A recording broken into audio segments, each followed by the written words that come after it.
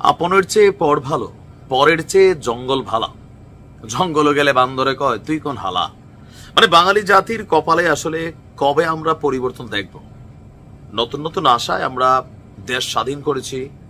কেউ কেউ এই 24কে দ্বিতীয় স্বাধীনতা বলছেন, যে একটা নতুন বাংলাদেশ আমরা দেখব। তো কাদের দিয়া দেখবো ভাই? আজকে এনসিপির নেতাকর্মীদের একটা ভিডিও আপনাদের উপলক্ষে আমি দেখাচ্ছি, মানে তথ্যগুলো দিচ্ছি।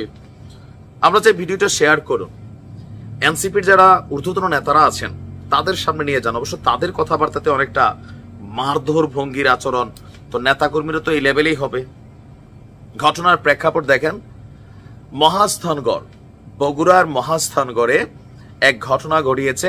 এনসিপির নেতাকর্মীরা ফটক মানে মেইন দরজাটা খুলতে দেরি হওয়ায় মহাস্থানগড়ে নিরাপত্তা কর্মীকে ব্যাপক মারধর করেছে জাতীয় নাগরিক পার্টির নেতাকর্মীরা। এই অভিযোগ উঠেছে তাদের বিরুদ্ধে। আর এই অভিযোগে মহাস্থান প্রত্নতাত্ত্বিক জাদুঘরের যিনি কাস্টোডিয়ান আছেন রাজিয়া সুলতানা, তিনি শিবগঞ্জ থানায় অলরেডি একটা সাধারণ ডায়েরি করেছেন। ঘটনার প্রেক্ষাপট কি?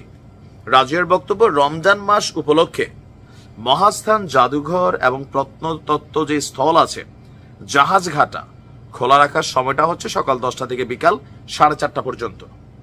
আমরা জানি রমজানে ব্যাংক, অফিস, আদালত সবকিছুই স্বাভাবিক নিয়মের তুলনায় একটু আর্লি হয়, কারণ মানুষ বাসা বাড়িতে যাবে, ইফতারি করবে, এই কারণে একটু আর্লি হয়। তো মহাস্থান করেও সেম, কিন্তু ঝামেলা পাকাইছে বিকাল 5টার দিকে বেশ কয়েকজন 25 থেকে 30 জন ব্যক্তি এই জাহাজঘাটা তারা ভ্রমণ করতে আসেন। তো আসার পরে তারা বলল যে ভাই এখন তো গেট বন্ধ, টাইম ওভার। বলতেছে চিনস, আমাদেরকে চিনস, আমরা এনসিপির নেতা কর্মী।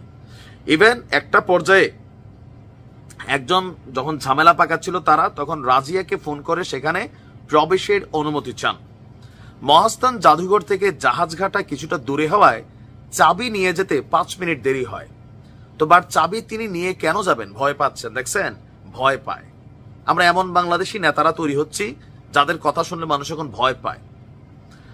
ফটক খুলতে দেরি হওয়ায় তারা ভেতরে প্রবেশ করেই নিরাপত্তা কর্মী বাপ্পি মিয়াকে এলো পাতারি লাথি, ঘুষি এবং মারধর শুরু করেন। ইভেন যাওয়ার সময় মোবাইল ফোনে জাদুঘরের কাস্টোডিয়ান রাজিয়া সুলতানা সহ অন্যান্য যারা কর্মকর্তা কর্মচারী আছেন তাদেরকে চাকরিচ্যুত করার হুমকি দেন। তবে এই বিষয়ে আপনার এনসিপির বগুড়া জেলার যিনি সংগঠক আছেন তিনি বলছেন, ঢাকা থেকে এনসিপির কিছু নেতাকর্মী মহাস্থান বেড়াতে এসেছিল, আমরা শুনেছি, তবে মারধরের ঘটনা সম্পর্কে আমার জানা নেই।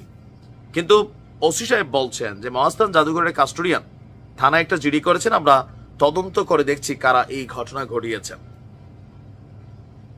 বিষয়গুলো হচ্ছে কি যে আমরা বাঙালি চান্দাবাজ, গুন্ডা, মব জাস্টিস, গায়ের জোর, এগুলো থেকে যতই পরিত্রাণের চেষ্টা করি, যাদেরকে আপনি চেয়ারে বসান, এদের কথাবার্তা, বডি ল্যাঙ্গুয়েজ, এদের নেতাকর্মীদের চান্দাবাজি, গুন্ডামি, যে যেখানে পারতেছে ভাই একই ধাঁচ।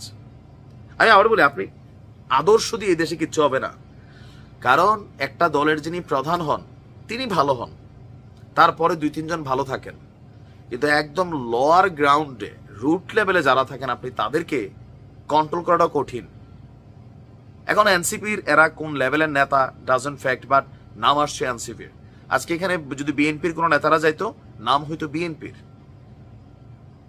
আমরা যারা নেতা কর্মী আছি, যারা আমরা মানে দলগুলোকে রিপ্রেজেন্ট করি, আমাদের মধ্যে যতক্ষণ পরিবর্তন না আসবে, কোনো আদর্শ দিয়া দল কইরা দ্বিতীয় না 120 স্বাধীনতা আনলেও লাভ হবে না।